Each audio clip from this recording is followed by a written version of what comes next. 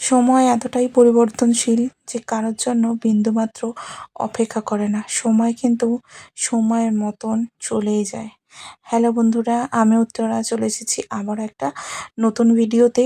আর তোমাদের নতুন ভিডিওতে অনেক অনেক স্বাগত জানাচ্ছি। আজকের ভিডিওটা অবশ্যই খুব ভালো হতে চলেছে। তোমরা অবশ্যই সাথে থেকো, পুরো ভিডিওটা দেখো আর সঙ্গে থেকো। আজকে শনিবার, আর শনিবারে কি বলো তো, তোমাদের দাদাভাই চলে গিয়েছিল সকাল সকাল কাজে, মানে 7টার সময়। তো সেই কারণে কি বলো তো, আমার সকালে রান্নাটা হয়নি। তো ভাবলাম বেলার দিকে কি আর রান্না করব। তো সেই কারণে ফ্রিজে দেখলাম খুলে একটা বাঁধাকপি আর কিছু বরবটি রয়েছে। আগের দিন যেহেতু বাজার করা হয়নি, তো সেই কারণে কিন্তু সবজিও সেরকম ছিল না। কয়েকটা পড়েছিল শুকনো পাকনা গাজর। আর চলো আজকে এই কয়েকটা সবজি দিয়েই আজকে কি বানাই চলো দেখি। গাজরগুলো অনেক দিন পর্যন্ত ফ্রিজে রাখার কারণে গাজরগুলো একটু শুকিয়ে শুকিয়ে গিয়েছিল। তো তাই ভাজা আর করলাম না। তো গাজরটা ভাবছি একটু ডালে দিয়ে দেবো। আর তার আগে দেখো, এই কচি বাঁধাকপিটা, এতটা সুন্দর কচি বাঁধাকপি, যখন বাজারে গিয়েছিলাম দেখেই ভালো লেগেছিল, তাই একটা বাঁধাকপি নিয়ে এসেছিলাম। আর সাধারণত আমি বাঁধাকপি আনি না, কারণ এই বর্ষাকালে বাঁধাকপি অতটা খেতে ভালো লাগে না। তো শুকনো দেশেতে যেমন শুকনো পাওয়া যেত না বাঁধাকপি, এই সময়টা করে মায়েরা সেই আলুর সময় বাঁধাকপি নিয়ে এসে শুকনো করে রেখে দিত, আর বর্ষাকালে শুকনো বাঁধাকপি করতো। তো সেটা খেতে না আলাদাই মজা লাগতো। আর এই যে টাটকা তাজা বাঁধাকপি, সেটা ওই শুকনো বাঁধাকপির মজাটা হয় না আর কি। তো দেখো, এখানে বাঁধাকপিটাকে একদম ছোট ছোট সরু সরু করে পিস করে কেটে নিয়েছি। আর শুকনো বাঁধাকপি কি বলতো, প্রত্যেক বছর আমরা আনতাম দেশ থেকে, তো এবারে কিন্তু সেরকমভাবে আনা হয়নি। কাউকে দেখলামই না কেউ বাঁধাকপি শুকোয়নি, তো সেই কারণে, আর সেই কারণে আমরাও আনা হয়নি। তো আজকে শনিবার, ভাবছি একটু নিরামিষ করে বাঁধাকপির তরকারি করব। যেহেতু ওর পাপারও আসার সময় হয়ে যাচ্ছে ধীরে ধীরে, আর সেই কারণে কিন্তু গরম টাটকা একদম সবজিটা খেতে পাবে। প্রত্যেক দিনই তো টিফিনে বন্ধ করে দিয়ে দিই, একটু টাটকা সবজি খেতে পেলে একদিন ভীষণ ভালো হয়।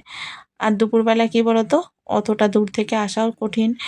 আর 10-15 মিনিট লাগে, আসবে খাবে তারপর আর কি যাবে, অনেকটা সময় চলে যায় সেই মতো। তো সেই কারণে ও আর আসে না। তো সেই জন্য আমাদের কি বলতো, সকালেই টিফিনের রান্নাটা হয়ে যায় আর কি। তো সেই কারণে কি বলতো, আমাকে সকালে উঠে লাঞ্চেরও রেসিপি করতে হয়, তাছাড়া আমাকে কিন্তু সকালে যে ব্রেকফাস্টের রেসিপি সেটাও করে নিতে হয়। তো দুটোই একসাথে এসে পড়ে, আর তখন যে ঝড়ের বেগে সময়টা চলে যায়, সেই সময়টা সত্যি সকালবেলাটা আমার কিন্তু ঝড়ের বেগে সময়টা যায়। ওই জন্য তখন কিন্তু আমি অতটাও ক্যামেরা চালাই না, কারণ ক্যামেরা এদিকে অন করে রাখবো আর ওদিকে দেখবো আমার কোনো কিছু রান্নাই হচ্ছে না। তো সেই কারণে আজকে ধীরে সুস্থে শান্তি করে রান্না করছি। ওদেরকে তো আগের ভিডিওতে তোমাদেরকে বলেইছিলাম যে আমি দুধ আর রুটি দিয়ে দিয়েছি, এখন ওরা খেয়ে নিয়েছে আর অতটা বিরক্তও করছে না। এখন বাজে ওরকম 11টা 20 মতো। আর তখন কিন্তু রান্না বসিয়ে দিয়েছি। দেখতেই পেলে সমস্ত সবজি কেটে নিলাম, তারপরে সর্ষে তেলের মধ্যে দিয়ে দিয়েছি গোটা তেজপাতা, পাঁচফোড়ন, তারপরে গোটা গরম মশলা, একটা শুকনো লঙ্কা দিয়ে আলুটাকে ভালো করে ভাজা করে নিলাম। তারপর দিয়ে দিলাম খানিকটা কেটে রাখা টমেটো। আর বাঁধাকপিতে কি বলতো, যেহেতু নিরামিষ সেই জন্য একটু টমেটো দিলাম। আর দিলাম চেরা কাঁচা লঙ্কা, মুখটা অল্প করে চিড়ে দিয়েছি, কারণ বেশি ঝাল হয়ে গেলে বাচ্চারা আবার খেতে চায় না। দিয়ে দিলাম আদা জিরে আর অল্প একটু মৌরি বাটা, দিয়ে ভালো করে বাটনাটাকে কষে, প্রথমে ভালো করে কষিয়ে নিলাম। তারপরে এক এক করে দিয়ে দিচ্ছি এই বাঁধাকপিটা, একটুখানি দিয়ে আর একটু নাড়াচাড়া করে আবার বাকিটা দিয়ে দিলাম। একসাথে দিলাম না, যাতে একটু ভালো করে বাঁধাকপিটা ভাজা হয়। বাঁধাকপিটা যেহেতু একদম কচি, তো সেই কারণে কি বলতো, আর সিটি দিলাম না, তা না হলে একটা শক্ত বাঁধাকপি হয় না, সেটা কিন্তু প্রেসার কুকারে দিতে হয়, তা না হলে সিদ্ধ হতে চায় না। এই বাঁধাকপিটা এত নরম কচি যে দেখো, দেওয়ার সাথে সাথেই কিন্তু খুব সুন্দরভাবে কুক হয়ে যাচ্ছে। তো একটু ঢাকা চাপা দিয়ে ভালো করে ভাজা হতে দিয়েছি। বাদ বাকি সব জিনিসপত্রগুলো এবার গুটিয়ে সময় মতো সঠিক জায়গায় রেখে দেবো। আমি কাজ করতে করতে জানো তো এগুলো করতেই থাকি, এদিকে রান্না হতে থাকে, এদিকে আমার কিচেন টপটা আমি সবসময় পরিষ্কার করতেই থাকি একটু একটু করে। কারণ অল্প অল্প নোংরা হলে পরিষ্কার করে নিলে কিন্তু একেবারে কিচেন টপটা পরিষ্কার থাকবে, আর বেশি একটা নোংরা হবে না। তো সেই কারণে হাতে হাতে কাজ করে নিতে ভীষণ পছন্দ আমার। এদিকে ডালটা প্রেসার কুকারে দিয়ে দিলাম, মুগের ডাল বানাবো। ভালো করে ধুয়ে নিয়ে এসে দিয়ে দিচ্ছি ধুয়ে রাখা গাজরটা। আর গাজরটা কী বলতো একটু তেলে ফ্রাই করে দিলে ভালো হতো। তবে এখন যেহেতু তেল আর কি অনেকটা কম খাওয়া হচ্ছে আমাদের, তো সেই কারণে তেল আর দিয়ে ভাজলাম না একদম। দিয়ে দিচ্ছি জলটা, আর তারপরে দিয়ে দিলাম অল্প একটু স্বাদ মতো নুন, আর দিয়ে দিচ্ছি ওপর থেকে সামান্য 2-4 ফোঁটা তেল।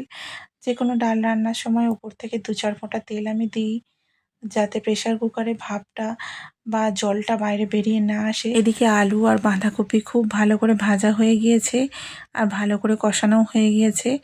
এখন দিয়ে দিচ্ছি সামান্য জল, আর জলটাকে দিয়ে দেখো ভালো করে চাপা দিয়ে দিচ্ছি তরকারিটা আর কি আরও একটু ভালো করে সেদ্ধ হওয়ার জন্য। এমনিতেই বাঁধাকপিটা অনেকটাই সেদ্ধ হয়ে গিয়েছে। আর বাইরের আকাশটা আজকে জানো তো ভীষণ পরিমাণে মেঘমুক্ত, একদম আকাশ পরিষ্কার পরিচ্ছন্ন, আর রোদ্দুর একেবারে চারিদিকে ভরা ভরা। আর ওরা যেহেতু বাড়িতে এসে গেছে খেলছে, তোমাদের সাথে কিন্তু সেই সময়টা আমি আর শেয়ার করলাম না। তো দুই ভাই বোনে খেলা করছে, করুক, খুব ভালো ব্যাপার। তো সেই ফাঁকে আমি কিন্তু কাজটা করে নিই। এখন কি বলো তো, দুই ভাই বোনে এখন খেলছে আর আমি এদিকে রান্না করছি। অন্যান্য সময় কিন্তু ওদেরকে দেখতে হয় দুই ভাই বোনকে।